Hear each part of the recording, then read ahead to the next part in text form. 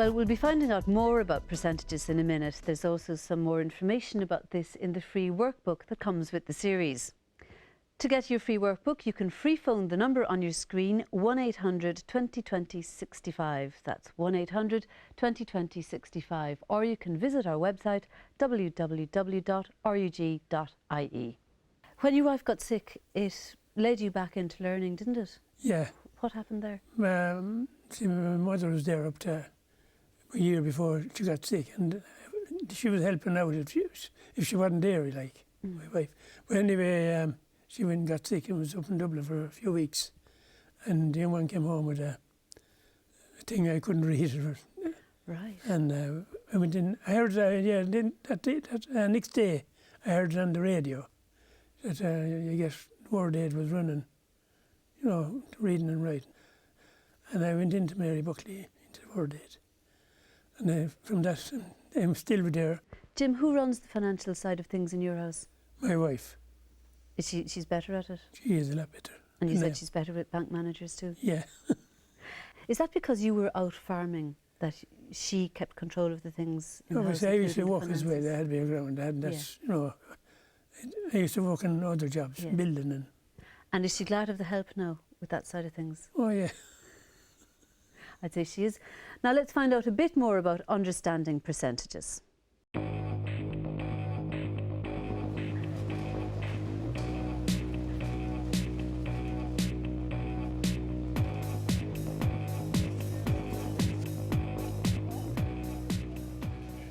When we talk about 100% of something, we mean the whole thing. This is 100% of a melon. You often see percentages used during sales. The original price of these boots is €100. There's 10% off the price. 10% of €100 is €10. Take €10 away from 100 and you only have to pay €90. And here's another example. There's 50% off these trousers. The original price of the trousers is €30. There's 50% off. 50% of €30 is €15. Take €15 away from the 30 and you only have to pay half the price, €15. The amount of money you save depends on two things, the original price and the percentage. The label will often show you how much you have to pay when the percentage is taken off. If it doesn't, the staff in the shop will be able to tell you exactly how much you are saving. When we're trying to manage our finances, we try to be as careful as we can, but some things like energy costs are out of our control. Sharon, can you tell us a bit about the effect that that's having? Well, I think the main thing is significant increases in energy costs, along with lots of other goods and services over recent years, have made it maybe a little bit more difficult for people to budget.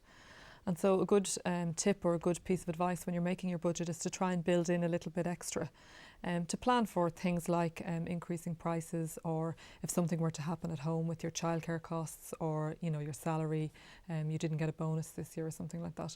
So we would say with budgets to always try and build in a little bit of flexibility, because energy costs and other costs like that can have a significant impact on your finances. And how can events around the world have an impact on energy costs here? Well, I suppose the main issue is oil prices, and you know, we import all our oil, and so we don't have any control over oil prices at all. So if oil prices go up, as they have been, that can impact on petrol prices, and it can impact on gas and electricity and so on. And it's very difficult to plan for things like that.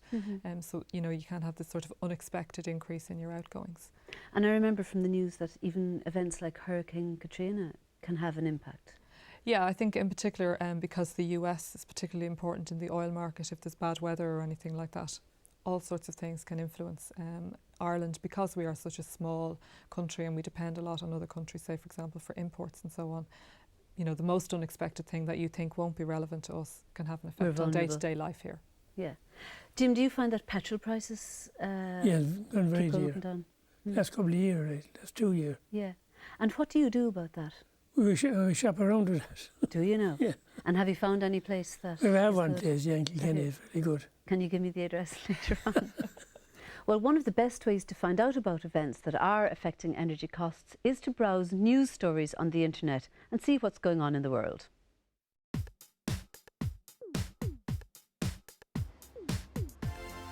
Over the last few years, we have noticed dramatic changes in the price of fuel, electricity, and public transport costs. So how can we get an accurate account of what's happening in the world? We are using the internet more and more as a source of information. There are numerous websites available to us which can inform and enlighten us to what is going on in the world. Ella McSweeney, radio producer and website expert, tells us how news is presented on the internet. I mean, the internet has made news and reporting instantly accessible, so we don't need to rely anymore on broadcasters to tell us at their 6 o'clock bulletin about news events. Now the internet enables you to be able to find out anything about the news at any time of the day, from any part of the world, which is why it's so exciting and so useful. So if, for example, you wanted to find out the impact of energy costs from the Iraq war, you would be able to look at a search engine like google.com. It would give you a wide variety of internet sites that have that topic. George Lee, economics editor with RTE, tells us how world events affect energy costs and what stories to follow on the internet. Iraq is a big producer of oil. There's only about 23 countries in the world who are producing oil. Iraq is a big producer. And if there's a war in Iraq, it means that getting the oil out of the ground in Iraq, firstly, is disrupted. And if there's a shortage of it, you'll find the price of both oil, electricity and gas, those three things, going up. And that's why any disruption or anything which looks like a deterioration in the Middle East causes that kind of a problem. And when the ESB is looking at what they're doing, they watch very carefully the price of oil. Because there are so many internet sites out there, how do we know which ones are reliable? Most reliable internet sites would have an About Us section, about us being what the internet site is there, who set it up and who's responsible for it.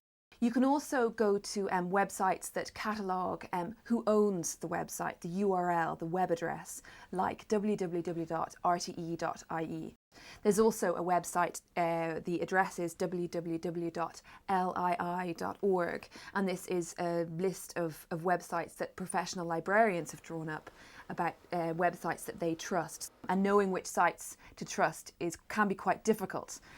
People usually rely on the old sort of usuals of the BBC, of Reuters, of the press agencies. Websites may look complicated, but there are a lot of words commonly used, like email alerts. What this means is that you can decide, I want to know the morning's headlines, and I want them to be delivered to my email inbox every morning. And what this means is that you don't have to spend your day surfing on the internet, various news sites, in order to find out what the day's news is, that it comes to you.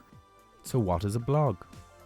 A blog is a web log. It's a log of a person's opinions and thoughts. People could log onto the internet, log into their blog with a password, and then upload their information and then write, for example, what their thoughts on Iraq or their thoughts on energy and the cost of energy in Ireland today. And so they give a huge amount of opinion, they give a huge amount of information about what people do, what they like.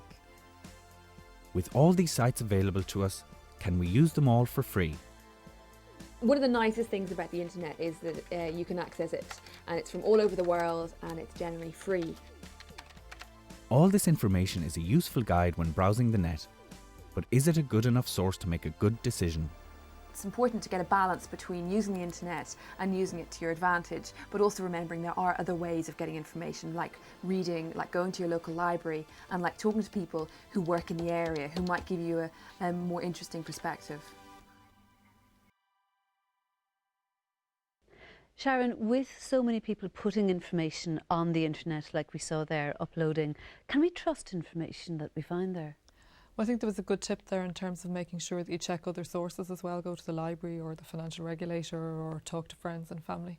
I think the other issue with the internet in the financial area is if you're using the internet for banking or to buy a financial product, to buy insurance or something like that, to be particularly careful and make sure you know that it's a reputable site and that it's secure and so on.